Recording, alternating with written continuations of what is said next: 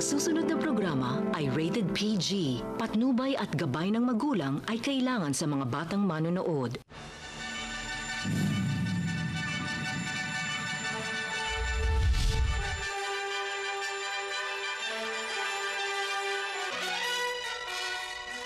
Maayong buntag kaninyong tanan. Welcome sa atong programang Gikan sa Masa para sa Masa karong adlong Domingo, Nobyembre 16, tuig 2014. Kita madunggan simulcast sa DXAB 1226 ug makit-an usab sa channel 61 ug 62 sa Sky Cable. Ako si Attorney Geraldine Chiug, ato lamang gihapong makauban sa pagtuki, pagsubay, paghatag katinawan sa mga isyu, balita o panghitabo. Diri sa atong dakbayan walay lain kundi ang atong Mayor Rodrigo Duterte. Good morning, Mayor. May buntag ka nimo, Panyera. Kamusta, Mayor? Smile ka naman daan. Kaluoy sa Diyos in town. Okay. Mayor, na ay survey, usa ka online survey sa Facebook ang gilusad aron pulsuhan ang publiko kinsay gusto nilang mahimong presidente. Ang survey gipasugdan ni kanhi Governor Manny Piñol base sa survey kapin 70% ang miboto kanimo. Niadtong as of November 14 at 11:50 AM ang resulta sa gihipahimong e-poll na Survey for President 2016, 3,665 votes ang nag-gather ni ini. Binay got 107 votes, equivalent to 3%. Si Grace Po, 139 votes, equivalent to 4%. Si Mar Rojas, 165 votes, equivalent to 5%. Si Bongbong Marcos, 199 votes, equivalent to 5%. Number 2, si Defensor Miriam Defensor Santiago, 416 votes, equivalent to 11%. Ug ang nag-number 1 with 2,639 votes, equivalent to 72%, mao ikaw, Duterte. Unsa imuhang komento ni ana? Wa. Kaya ko kandidato.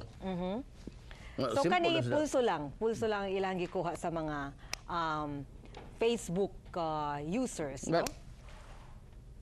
Ako pasalamat ko sa mga tao nagtuo sa ako nga kaya na ko ang trabaho sa presidente basig tinuod nga di god. Pero may inang pagtuo di nagpasalamat ko. Bakong giingon nga dili ko kandidato. Despite or in spite of kaning mga aning survey.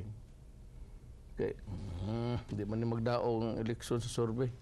Buto man yun. Ang kaning survey sugdan ni atong November 7, so more than a week had elapsed. Og mao ni karon ang latest na ato ang nakuha nga resulta. In fact, as of Wednesday, katong na-interview si former Governor Piñol, ang nag-vote pa lang diha around 1,000 plus. Pero as of November 14, Friday, at 11:50 AM, aduna nay 3,665 nga nagboto. As of 10:29 PM of November 14, aduna nay 4,152 ang miboto.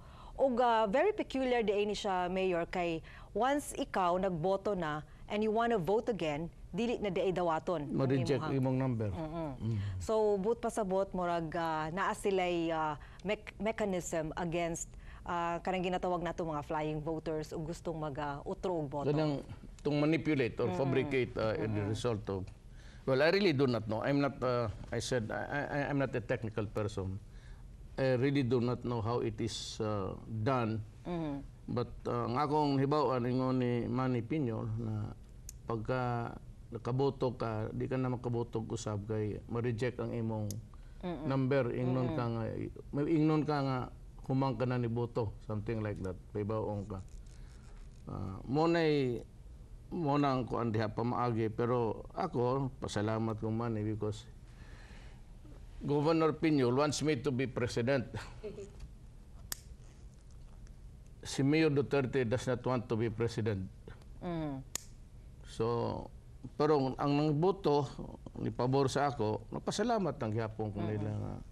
If it is reflective really of the sentiments of the people, at least insofar as this particular mechanism is concerned, ni daog ko nga rin, kuha na lang na, pangpaganan siya si imundughan nga napadayon nito o niyo. But of course, ang taga Davao mo to. But kanin nationwide na. Naapoy laing-laing mga survey. In fact, naapoy through cellphone. Naatay madawat ng mga text messages asking kung uyon ba or pabor ka ba nga mudagan si Duterte for 2016. I, for one, got one text message. Oh, ba't lingaw ka kadili? Ikaw tong lingaw di ko pili ka pabor. No comment. Secret ang aking sagot. Di, nakita ko tayo mong boto. Pero bot pa sabot ani Mayor, kanya-kanyang survey na ito. And let's admit it, ang mga politiko, kapag naa sila'y balak or ibutang nato kahit na walang balak, but they just want to get the pulse of the people, they really go into the survey. Ikaw ba na ibalak to counter-check kung unsa ang veracity or unsa tawag nimo ani to validate itong survey na ito? Wala kay balak nga magpa-survey po. Wala. Di mo ko interesado. Okay. I mean, I really do not care if I'm the last or the first or second to the last or second. It does not really matter to me where you would place me in the list. Because I said simply, I am not interested. Because I do not have money. To run for president, you need money. And because I have no money, I am not interested. That is why, simply. Alam mo kasi pag mag-ambisyon ka, ang imong ambisyon ibutang nimo sa lugar. You place it. So, ang ubang mga tao nagpreparar gid ng eleksyon. Ang uban na anay pundo. Asa man pag mangitag pundo, di asa man ako kaon nga akong pundo pud nito. Where would I get it? Okay, ang mga nagapa-daga ni ining Duterte for President 2016 movement, ang ilang sulti, they will not stop. Di sila muundang hangtod sa pag-abot sa filing or the deadline for the filing of the Certificate of Candidacy for the 2016. And that is the reason why I requested or I ordered the dismantling of those babaklas na itong mga billboards about my candidacy, run Duterte run, crawl Duterte crawl, swim Duterte swim, walk Duterte walk. Moto ako itong gipabaklas kay wala man may mga tinuod mo po na mga tao wag sa interest nga nung pasagda mo na niya. So just to make my point very clear, ako itaw dili anad og pahilas gani anang double speak, double talk. Pero kading ako mga tao nga gusto po presidente ko. Gusto lang ko na sila pong matong kanya maglangoy-langoy des Pasig. Picnic ba dia? Pag ma-rehabilitate na fully Yes, ang but Pasig River. Dili na ko na trabaho. And pero naa sila bagong t-shirt karon ha? Galing sa masa para sa masa. Bago na ang ato ang programa. Dili kana dugay na nagiplano. It is really para na sa atong anniversary. Kay would you believe it, diba 15 years na diita? Oo. Kuning programahan ni. So sort of mga giveaway na more naman, that is the long and short of it. So dili na gikan sa masa, galing sa masa na. Kailan naman ang mga tao na huginsa ko. And I believe in my heart nga mudawagan pa ko pilion pa ko sa mga tao, but I have signified my intention to asa ta makapangayo ana nga retire. t-shirt. Nasbong mo may promotor ana.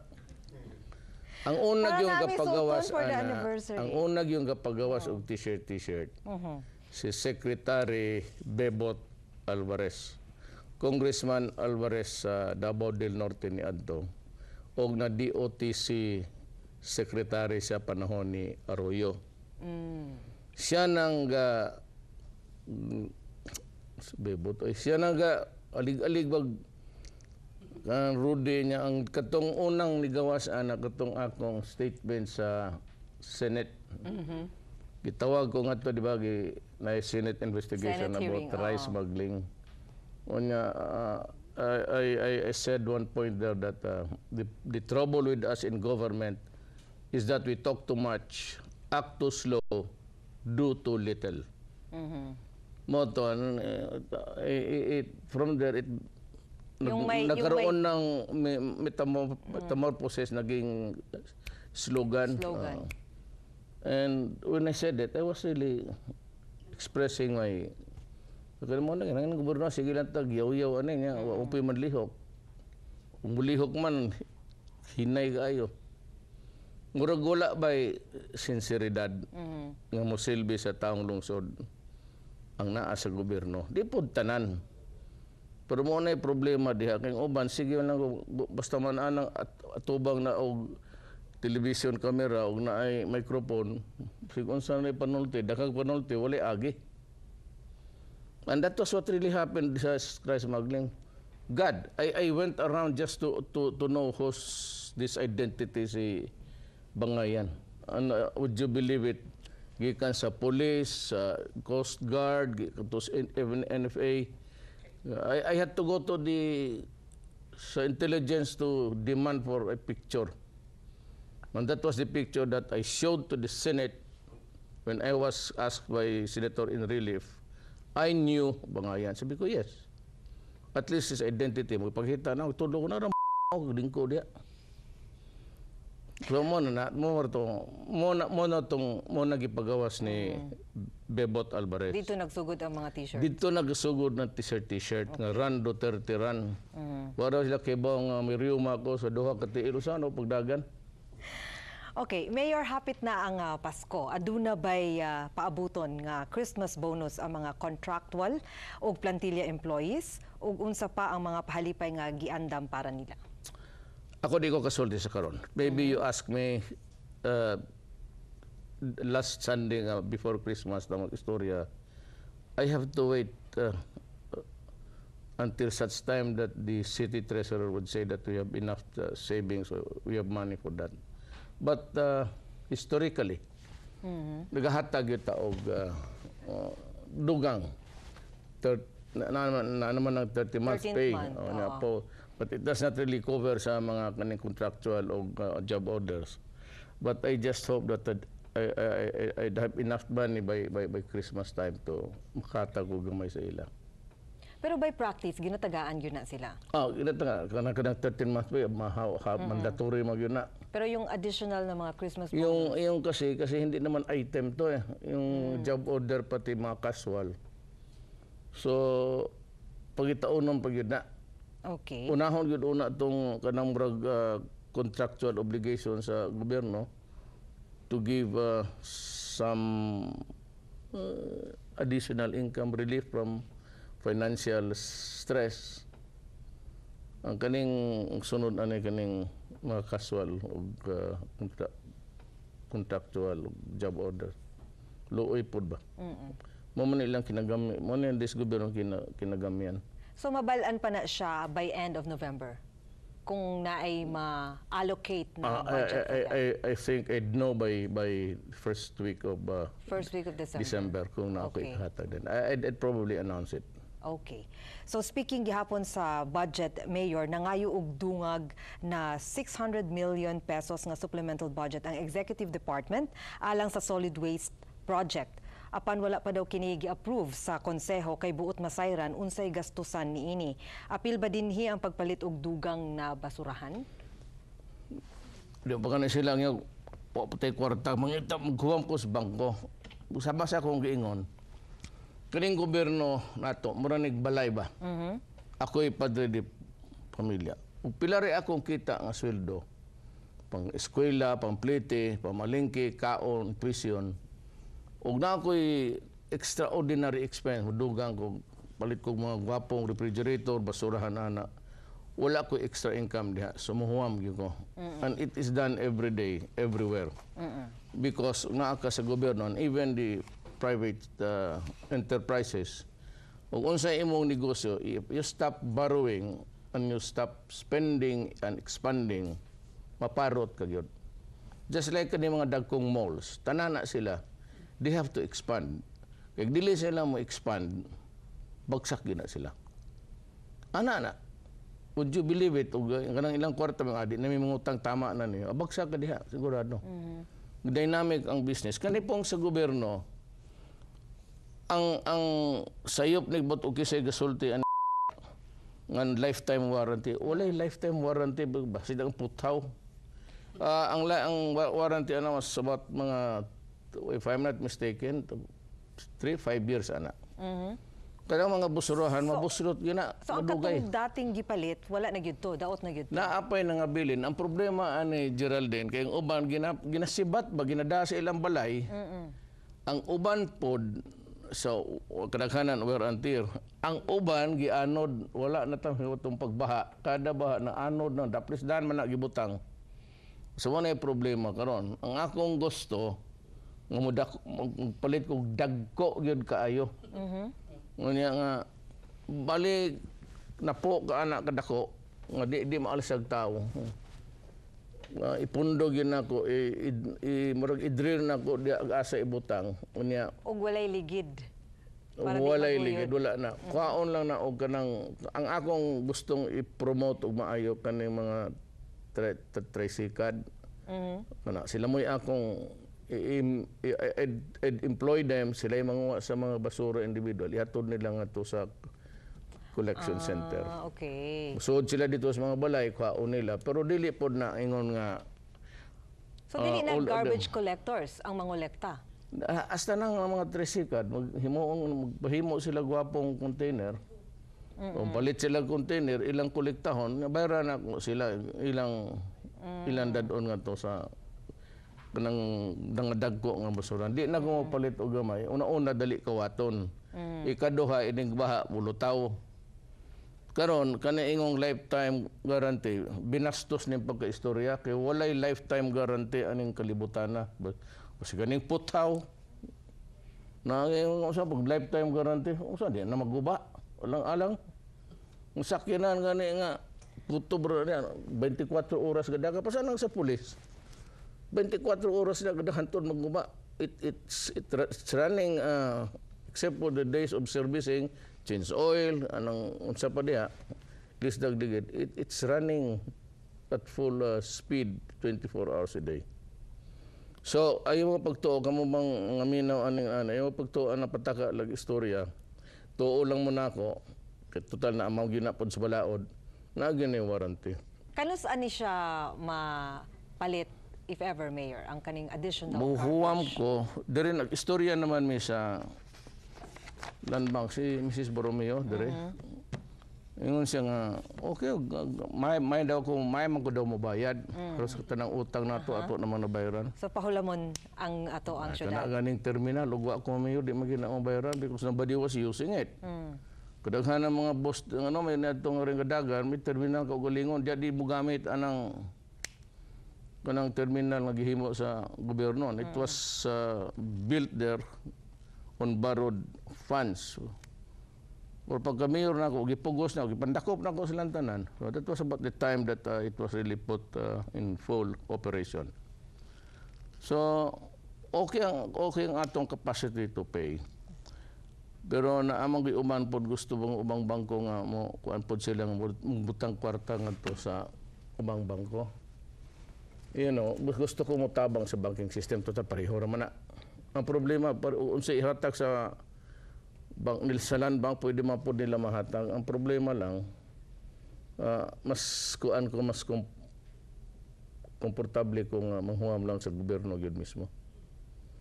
Ngadto sa ubang bangko. But just the same, magkubra maghapon na ug di ka kabayad. Pero kita, it's about kaning basurahan, it's almost 10 years na sobra. Kaning basurahan. Katong gipalit tong unang Katong una. Okay. Basta ang mga truck inahada na gyud dayuhon. 24 oras po na kadagan. Walay butang nga di magguba, wear and tear. Kani atong November 10 or Monday, naghatag ka og reward sa PNP Task Force Enzo Pastor ug sa CIDG para sa pag-aresto sa kadtong killers ni Enzo Pastor. Pila ang Pila? nahatag na reward? 1 million. Kinsa ang nag-share ni ini? Di na ako, di masulti. Okay. Di ang ako lang rin, kaya na nagbuhat sa batog Facebook nga kana dong kwartaha ba sige kuha kinawat na po daw sa kwarta sa bayan. Asa gikan ang reward? Ingno na ako ang gasulti ana sa Facebook. Ug ako ang imong og ako pareha ko si imong tatay posible na. Ang imong tatay kawatan yun, itudloan ka mag-usaon pag istorya nga hiwi. Oh, sugot. Tanang kwartaha para gina kang baktin ni adto. Kanang kwartaha gi-raise na diha sa pribado nga sektor.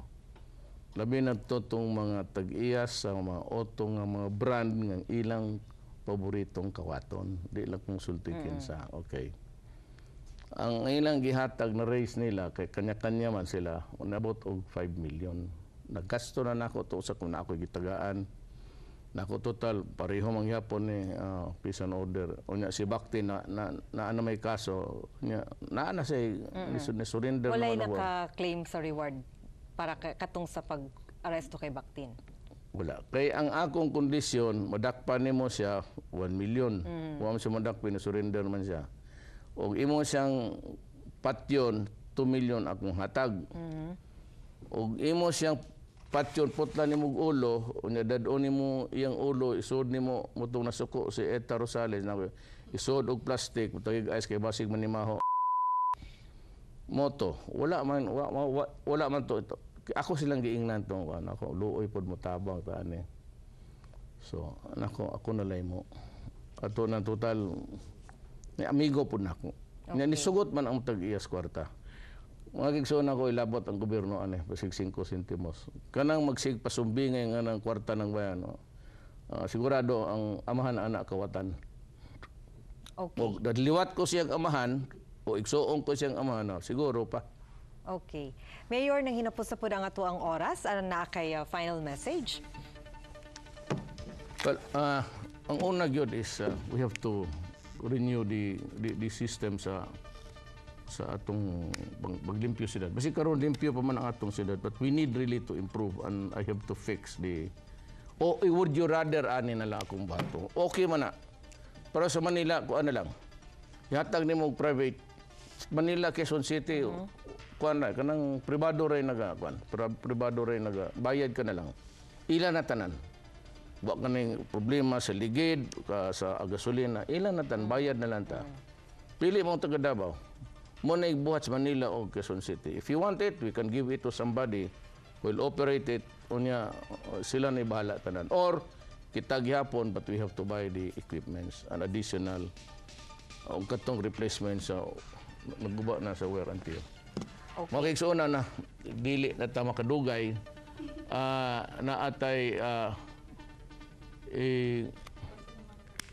pasalamatan sa Ikonle Basa. Ang ato ang mga sponsors, Alex Monton of Physique, Beauty and Style, Lizelle de la Cruz of Hair to Dye for Salon, Dr. Sara Lara of the Tooth Clinic, daghang salamat sa Metro Lifestyle Fitness Center, Bloom Facial Spa, Mugs for styling me today, daghang salamat sa Ideal Vision Center o kay Otoy Mercado for grooming the mayor. Para sa atong lami ang pamahaw karong buntaga, daghang salamat sa Chipens Buffet Restaurant. Mga kapamilya na humanasad ang atong episode, hangtod sa sunod natong panag-uban-uban, daghang salamat ug maayong buntag kaninyong tanan.